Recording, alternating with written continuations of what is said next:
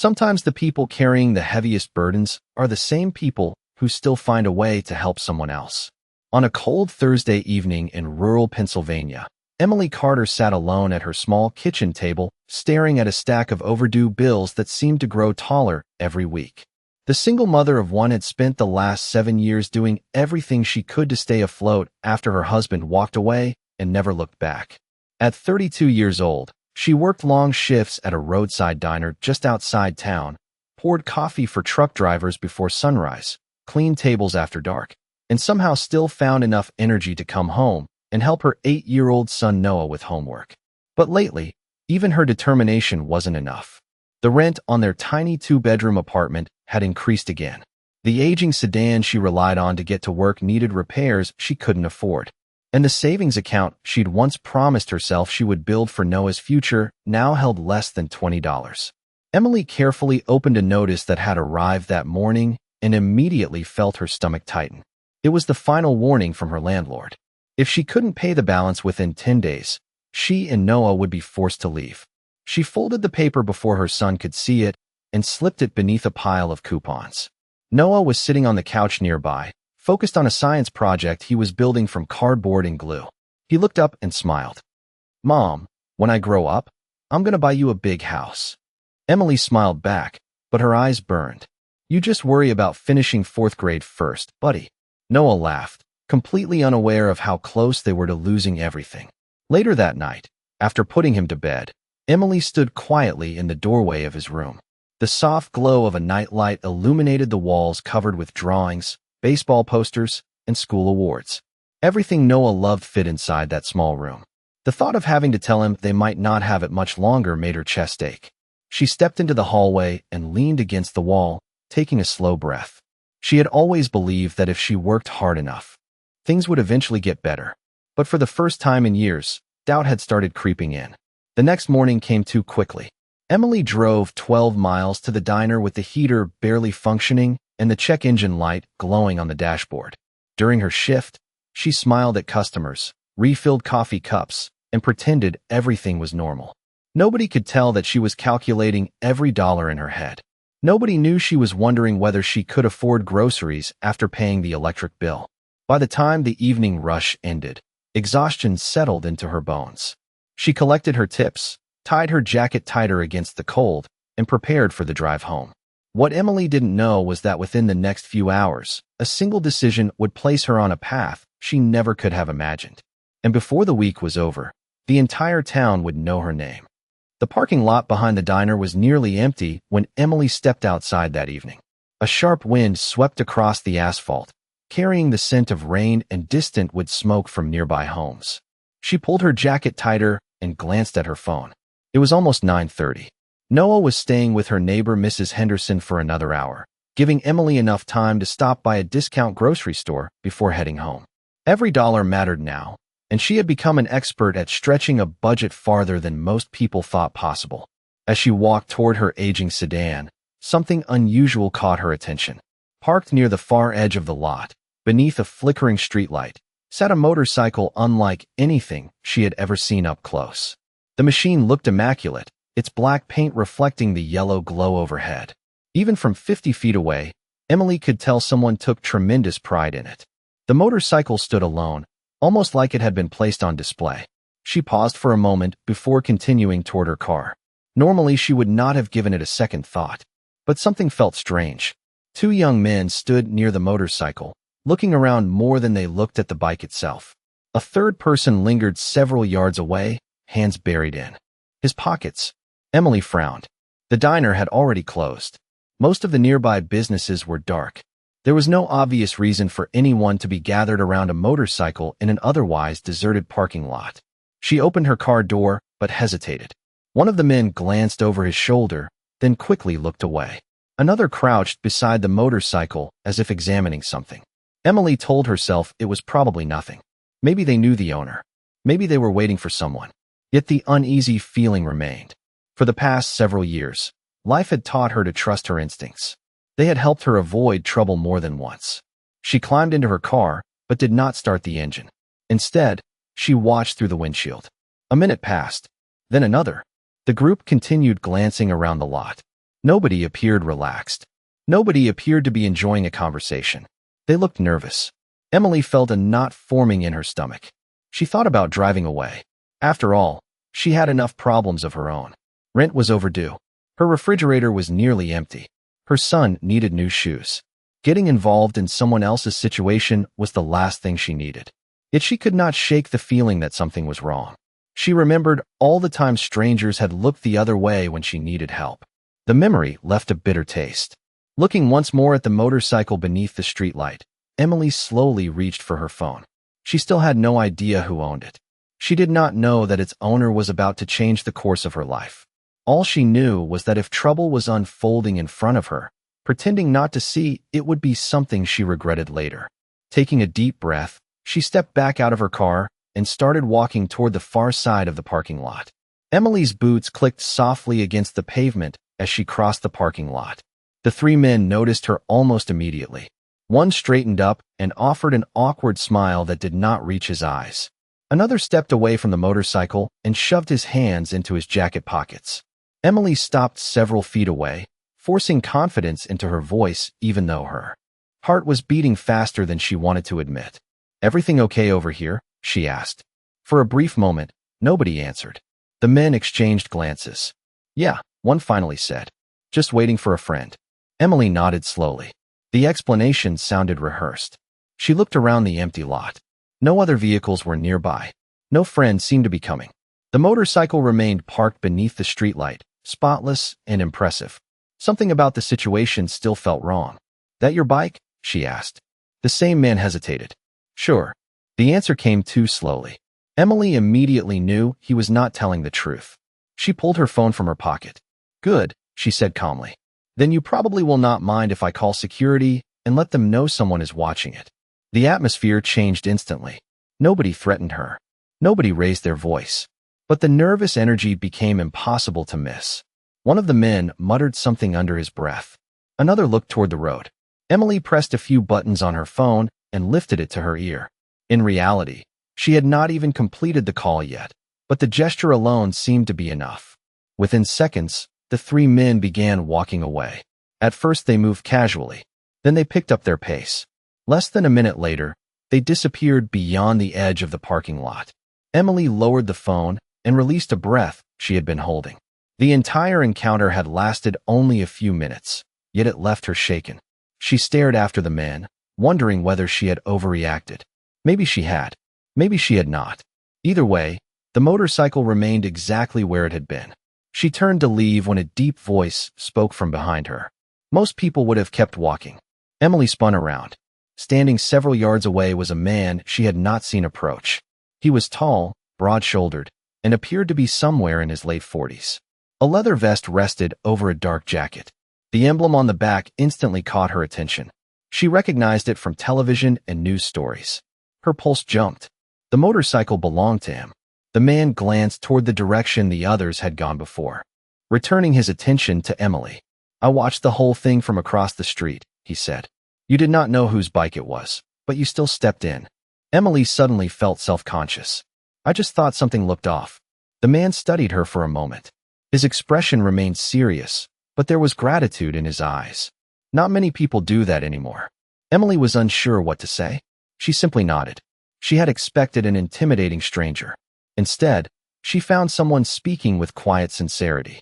Neither of them realized that a fourth person had been watching from farther away near the convenience store. And before the night was over, a short video recorded from a distance would begin a chain of events that would push Emily's already fragile life even closer to the edge. Emily drove home that night with the conversation replaying in her mind. The man had introduced himself as Jack Thompson before thanking her once again and heading toward the motorcycle. The encounter had been brief, respectful, and far less intimidating than she would have expected. By the time she picked up Noah from Mrs. Henderson's house, she had already pushed the entire incident to the back of her mind. There were more urgent problems waiting for her. The next morning began like every other. Emily woke before sunrise, packed Noah's lunch, drove him to school, and headed straight to the diner. For a few hours, life seemed normal. Then shortly after noon, her phone began vibrating nonstop inside her apron pocket. During a break, she finally checked the screen. Several notifications had appeared from people she barely knew. A former classmate had sent a message asking if she was involved with a motorcycle gang. Another message simply read, "Is this really you?" Confused, Emily opened one of the links. Her stomach dropped. A video clip had been posted on a local community page. The footage showed her standing near Jack's motorcycle in the parking lot the previous evening. But the video was short and heavily misleading. Whoever recorded it had only uploaded a small portion of what happened. The clip did not show the suspicious men leaving. It did not show Emily trying to protect the motorcycle. It did not show Jack thanking her. Instead, it appeared as though she had been lingering around the motorcycle before speaking with a biker wearing a leather vest. The caption above the video made everything worse. It suggested that Emily might have connections to a biker group operating in the area. Within hours, dozens of comments appeared beneath the post. Some people defended her, but many jumped to conclusions. Emily felt her face burn as she scrolled. Complete strangers were discussing her life without knowing a single fact. She immediately returned to work, hoping the story would disappear as quickly as it had appeared. It did not. Later that afternoon, she noticed coworkers whispering near the kitchen. Customers occasionally glanced in her direction before looking away. Even her manager seemed distracted whenever she walked by. By the end of her shift, an uncomfortable tension had settled over the entire diner. As Emily wiped down a table near closing time, her manager approached. His expression was serious. "Can you come to the office for a minute?" he asked. Emily followed him down the narrow hallway. The moment she sat down, she sensed something was wrong. Her manager folded his hands and sighed heavily. "Emily, you have always been a great employee. You know that." Her pulse quickened. "What is this about?" The manager looked away before answering. "The owner saw that video." Emily stared at him in disbelief. "That video is not even showing what happened." "I understand," he said quietly. "But the owner is worried about publicity." A cold feeling spread through her chest. She suddenly realized that a few seconds of misleading footage might cost her far more than her reputation. It might cost her the one thing she could not afford to lose. Emily felt as if the floor had disappeared beneath her. She stared at her manager, waiting for him to say there had been some mistake, but the words never came. Instead, he slid a folded piece of paper across the desk. It was not a termination notice. Technically, the owner was calling it an indefinite suspension until the situation settled down. Emily knew the difference did not matter. Suspended employees without clear return dates rarely came back. "Please tell him this is not true," she said quietly. "I was trying to help." Her manager nodded. "I believe you, Emily. I really do." The sympathy in his voice only made the situation hurt more. 20 minutes later, she carried a small box containing family photos, a coffee mug Noah had painted for her on Mother's Day, and the sweater she kept hanging in the break room. Several co-workers avoided eye contact as she walked out. Others looked embarrassed. Nobody knew what to say. Outside, dark clouds covered the afternoon sky. Emily sat in her car for nearly 10 minutes before turning the key. She did not cry. She wanted to, but she could not afford the luxury. Rent was due. Bills were waiting. Her son depended on her. The reality of losing income hit harder with every mile she drove. When she arrived home, she forced herself to smile before opening the apartment door. Noah ran over carrying a graded spelling test. "Mom, I got 100%. Emily hugged him tightly. "I am proud of you, buddy." She never mentioned what had happened. That evening, after Noah fell asleep, she opened her laptop and began searching for jobs. Most openings paid less than the diner. Some were more than 30 miles away. Others required schedules that would make caring for Noah nearly impossible. Around midnight, she checked the community page again and immediately regretted it. The video had spread farther. More comments had appeared. People she had never met were making assumptions about her character. Some questioned her judgment. Others repeated rumors as though they were facts. Emily closed the screen and buried her face in her hands. The following morning brought another blow. Her landlord called. The overdue balance had not changed, and neither had the deadline. 10 days remained. 10 days to find income. 10 days to avoid eviction. 10 days to somehow protect the only stable home Noah had ever known. As pressure mounted from every direction, Emily began feeling something she rarely allowed herself to feel. Fear. Not for herself, but for her son. Across town, however, someone else had seen the same video. Jack Thompson watched it from beginning to end. Unlike everyone else, he knew exactly what had happened that night. He knew Emily had done nothing wrong. He also knew that a good person was paying a price for telling the truth. What Jack did not tell anyone was that he had already started asking questions. Quietly, patiently. And the answers he was finding were leading him toward a truth that would soon turn the entire town upside down. The next few days became some of the hardest Emily had faced in years. Every morning, she woke up hoping for a phone call from a potential employer, and every evening, she went to bed with fewer options than she had started with. She submitted applications to grocery stores, gas stations, warehouses, and small businesses across 3 neighboring towns. Most never responded. A few politely informed her they had chosen other candidates. The bills on her kitchen table continued growing while the balance in her bank account moved in the opposite direction. No one noticed the change, even though Emily tried her best to hide it. Children often understood more than adults realized. One evening while she was preparing a simple dinner of soup and sandwiches, Noah looked up from the table and asked, "Mom, are we going to be okay?" The question caught her off guard. Emily forced a reassuring smile. "Of course we are." Noah nodded, but she could tell he was not completely convinced. Later that night, after he had gone to bed, Emily sat alone in the living room staring at the landlord's notice. 7 days remained. 7 days before they could lose their apartment.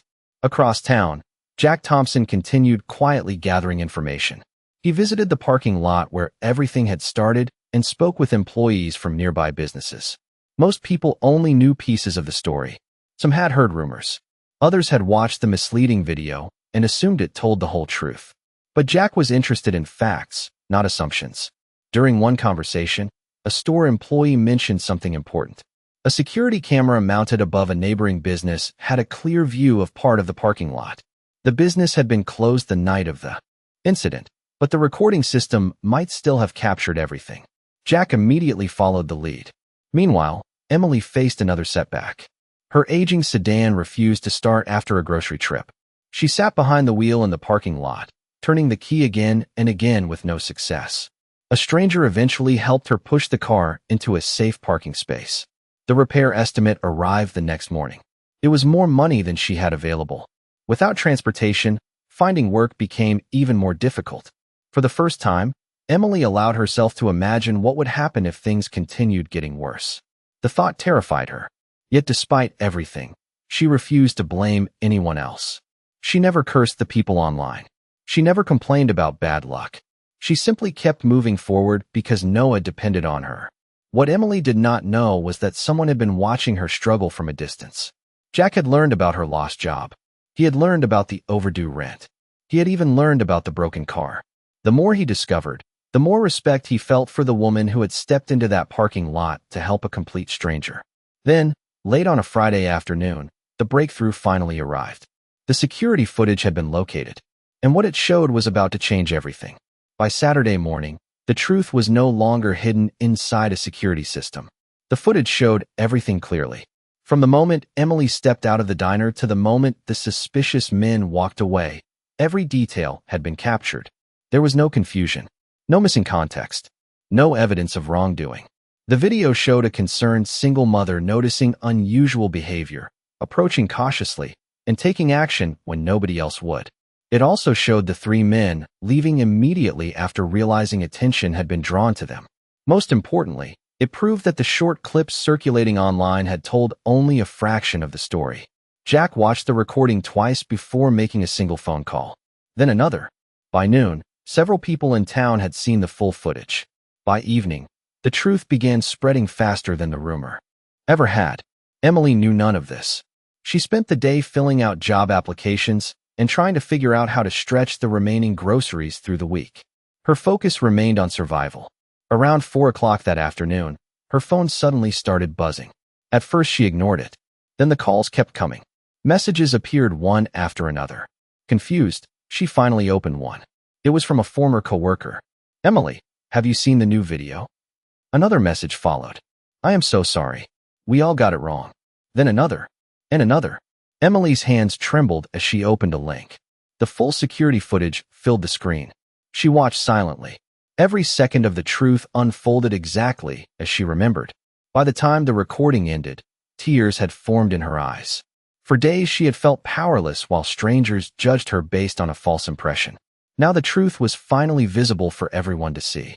The comments beneath the video looked completely different from the ones she had read earlier in the week. People were apologizing. Some admitted they had rushed to judgment. Others praised her for doing the right thing. Local residents shared the footage across social media. The same town that had doubted her was now defending her. Then something even more surprising happened. Her phone rang again. This time it was her former manager. Emily hesitated before answering. "Hello," she said cautiously. The manager sounded uncomfortable. "Emily, I owe you an apology." She remained silent. "The owner saw the security footage," he continued. "He realizes what happened now. We would like to offer your position back immediately." Emily closed her eyes. A week earlier, those words would have felt like a miracle. Yet after everything she had endured, they no longer solved all her problems. Her rent was still overdue. Her car was still broken. Her savings were still nearly gone. "Thank you," she said politely. "I need some time to think." After ending the call, she sat quietly at her kitchen table while Noah worked on homework nearby. For the first time in days, a small amount of hope returned. But she had no idea that the biggest surprise was still ahead. While the town celebrated the discovery of the truth, Jack Thompson was organizing something far larger than an apology. And by the following morning, the sound of dozens of engines would announce a moment nobody in town would ever forget. Emily was awakened early Sunday morning by a sound she could not immediately identify. At first she thought it was distant traffic. Then the noise grew louder. She walked to the apartment window and gently pulled back the curtain. Her eyes widened. Motorcycles were arriving from every direction. One after another, they rolled into the parking lot outside her building until the entire area seemed filled with chrome, leather, and rumbling engines. Residents stepped onto balconies and front porches, staring in disbelief. Emily's heart began racing. Her first thought was that something was wrong. Then she spotted a familiar face. Jack Thompson climbed off his motorcycle and looked up toward her apartment. A few moments later, there was a knock at her door. Emily opened it cautiously. Jack stood there holding a small envelope. Behind him were dozens of men and women gathered quietly in the parking lot. The atmosphere was surprisingly respectful. Nobody was causing trouble. Nobody was demanding attention. They simply waited. "Good morning, Emily," Jack said. "Sorry for the early visit." Emily looked past him toward the crowd. "What is all this?" she asked. Jack smiled slightly. "A thank you that should have happened days ago." Emily shook her head. "You do not need to thank me." "Actually," Jack replied, "we do." He handed her the envelope. Confused, she opened it. Inside was a cashier's check. The amount made her freeze. Emily stared at the number, certain she was reading it incorrectly. It was enough to cover every overdue rent payment, repair her car, and provide a financial cushion she had not seen in years. Her eyes immediately filled with tears. "I cannot accept this," she whispered. Jack nodded as though he had expected the response. "That is exactly why you deserve it." Emily looked at him speechlessly. Jack continued, "When you walked across that parking lot, you had no reason to help. You did not know me. You did not know who owned that motorcycle. You certainly did not expect anything in return. But you did the right thing anyway." Several people standing nearby nodded in agreement. Jack then revealed something Emily never expected. After learning what happened to her, members of the motorcycle community from across the region had voluntarily contributed money. Nobody had been pressured. Nobody had been asked twice. They had simply heard her story and wanted to help. Then another surprise followed. A local auto repair shop owner stepped forward. He had seen the security footage and offered to repair Emily's sedan free of charge. Moments later, a business owner from a neighboring town introduced himself and handed Emily a business card. He offered her a full-time management position at a family-owned restaurant with better pay than her previous job. Emily could barely process everything happening around her. Just days earlier, she had been wondering how she would survive. Now an entire community had appeared to remind her that kindness still mattered. And as tears rolled down her cheeks, she realized the greatest gift was not the money, the job, or even the repaired car. It was knowing that the truth had finally been seen. The months that followed brought changes Emily Carter once believed were impossible. The management position at the family-owned restaurant turned out to be everything she had hoped for and more. The owners valued hard work, treated employees with respect, and recognized her talent almost immediately. Within weeks, Emily found herself earning enough to pay her bills without constantly calculating every dollar. The repaired sedan ran better than it had in years, and for the first time in a long time, she could drive Noah to school without worrying whether the engine would start again. The apartment that had once felt like a place they might lose became a home filled with relief instead of fear. Noah noticed the difference before anyone else. His mother smiled more often. She laughed again. The worried expression that had followed her for months slowly disappeared. One evening as they sat together at the kitchen table working on homework, Noah looked up and asked a question she would never forget. "Mom, are we finally okay?" Emily felt her eyes sting with emotion. She reached across the table and squeezed his hand. "Yes, buddy," she said softly. "I think we finally are." A few weeks later, the town held a community event in the local park. Families gathered beneath clear blue skies while children played on the grass. Emily almost did not attend. Part of her still felt uncomfortable after everything that had happened. But when she arrived, something unexpected occurred. People approached her one after another. Some apologized for believing the rumors. Others thanked her for setting an example. Several admitted they had learned an important lesson about judging people before knowing the facts. The experience was humbling. Yet the moment that touched her most came near the end of the afternoon. Jack Thompson walked over carrying a small framed photograph. Inside was an image captured by one of the security cameras. It showed Emily standing beside the motorcycle on the night everything began. "I thought you should have this," Jack said. Emily studied the picture and smiled. "Why?" Jack looked around at the families enjoying the afternoon. "Because that was the moment one person decided to do the right thing when it would have been easier to walk away." Emily glanced down at the photograph again. For a long time, she had believed her life changed because of a lucky break. But standing there, she realized that was not entirely true. The chain of events had started with a simple choice. A choice to help someone she did not know. A choice to act with courage despite her own struggles. Before leaving, Jack offered one final piece of advice. "Most people think kindness disappears when nobody notices it," he said. "What they forget is that kindness has a way of traveling farther than we can see." Years later, the framed photograph still hung inside Emily's home. Whenever life became difficult, she looked at it and remembered that a single moment of integrity had changed everything. And while the financial help, the new job, and the support from strangers had all mattered, the greatest reward was something no check could ever buy. It was the certainty that doing the right thing is never wasted, even when the world seems determined to overlook it.